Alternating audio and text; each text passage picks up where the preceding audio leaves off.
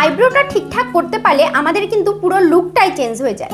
কিন্তু তোমরা যদি আইব্রোটাই ঠিকঠাকভাবে না করতে পারো তাহলে কিন্তু মেকআপটা অদ্ভুত লাগে দেখতে মেকআপ করার পরেও। তো তোমরা হয়তো অনেকেই এতক্ষণে জেনে গেছো যে আমি একটা মেকআপ মিস্টেক সিরিজ স্টার্ট করেছি, আর তার এপিসোড 1, 2, 3 অলরেডি তোমাদের সাথে শেয়ার করে দিয়েছি। যারা এখনও দেখোনি তারা তাড়াতাড়ি করে গিয়ে আমার ভিডিওগুলো দেখে এসো।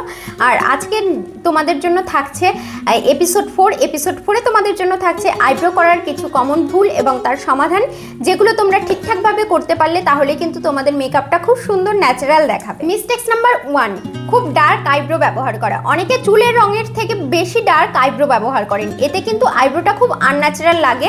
তো এতে কিন্তু ভীষণ বাজে একটা লুক আসে। তো তোমরা কিন্তু এর জন্য কি করতে পারো, তোমরা কিন্তু চুলের রঙের সাথে মিলিয়ে কিংবা চুলের রঙের থেকে এক শেড লাইট আইব্রো কিন্তু ইউজ করতে। তোমাদের চুলের রং যাই হোক তার থেকে এক শেড লাইট কিংবা একদম সেম চুলের রঙের কালারেই কিন্তু তোমরা আইব্রোটা ড্র করতে পারো।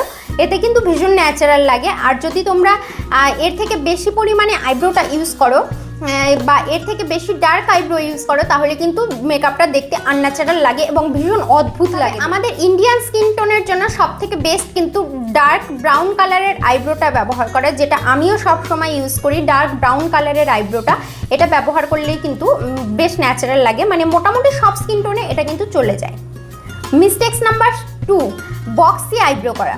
আইব্রোটাকে যদি তোমরা সামনের দিকে বক্সের মতো করে দাও তাহলে কিন্তু আইব্রোটা খুব আনন্যাচারাল লাগে, খুব বাজে লাগে দেখতে।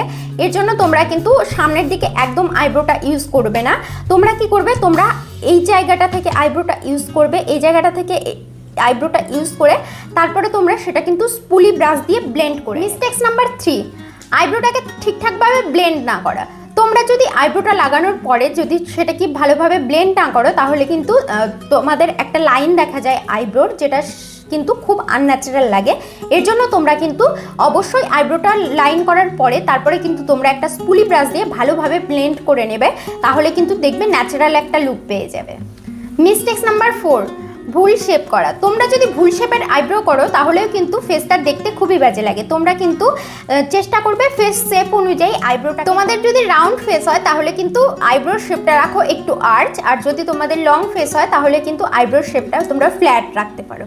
তো আজকে আমরা জানলাম আইব্রো করার কিছু কমন ভুল এবং তার সমাধান। আর নেক্সট এপিসোডে তোমাদের জন্য থাকবে আইলাইনারের কিছু কমন ভুল এবং তার সমাধান। সেটা দেখার জন্য আমার চ্যানেলটিকে অবশ্যই সাবস্ক্রাইব করতে হবে এবং ইনস্টাগ্রাম থেকে দেখে থাকলে পেজটিকে ফলো করে দিতে হবে, তবেই কিন্তু তোমরা এই ভিডিওগুলো দেখতে পারবে। তো চলো, তোমরা সবাই খুব ভালো থেকো, সুস্থ থেকো। নেক্সট এপিসোড নিয়ে আবার তোমাদের সামনে আসছি। টাটা আজকের মতো।